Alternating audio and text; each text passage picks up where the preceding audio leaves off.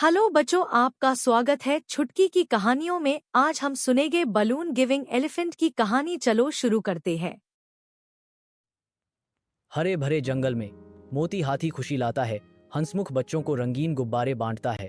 बच्चों की हंसी पेड़ों के बीच गूंजती है। उनके चेहरे शुद्ध आनंद से जगमगा रहे हैं। मोती की सौम्य मुस्कान गर्मी बिखेरती है, क्योंकि गुब्बारे आकाश में तैरते हैं। जंगल के किनारे से चंपा लोमड़ी देखती है। गणनात्मक आंखों से साजिश रचती और योजनाएं बनाती है। चंपा के चेहरे पर ईर्ष्या झलकती है। उन प्रतिष्ठित गुब्बारों को पाने की इच्छा जल रही है। चंपा पल के घर की ओर बढ़ती है। उसका चेहरा अकेलेपन से भरा हुआ है। चंपा की आवाज लड़खड़ा जाती है जब वह पूछती है, पर्ल, क्या तुम मुझे कुछ गुब्बारे दे सकती हो? मैं बहुत अकेली हूँ। पर्ल गर्मजोशी से मुस्कुराती है। उसकी आंखों में दयालुता की किरण है। पर्ल उसे 5 गुब्बारे देती है, जो खुशी और साथ का एक मौन वादा है। जंगल के हृदय में बच्चे मोती के पास आते हैं। उनकी आंखें प्रत्याशा से चमक रही हैं। मासूम आवाजों का एक समूह हवा में भर जाता है जब बच्चे पूछते हैं, मोती, क्या हमें कुछ गुब्बारे मिल सकते हैं? मोती की निगाहें नीची हो जाती हैं। उदासी के पर्दे के नीचे उसका भाव मंद पड़ जाता है। पश्चाताप से भरी भारी आवाज में मोती कबूल करता है, मेरे पास कोई गुब्बारे नहीं हैं।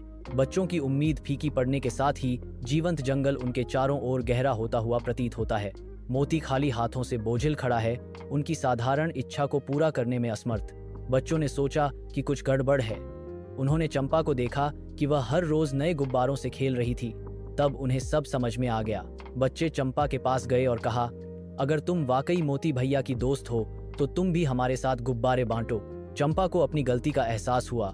उसने सबको गुब्बारे लौटा दिए और कहा, मुझे माफ कर दो, मैं खुदगर हो गई थी। अब मैं भी सबके साथ बांटूंगी। उस दिन से जंगल में फिर से खुशियां लौट आईं। मोती और चंपा अब सच्चे दोस्त बन गए और गुब्बारे अब सबके थे।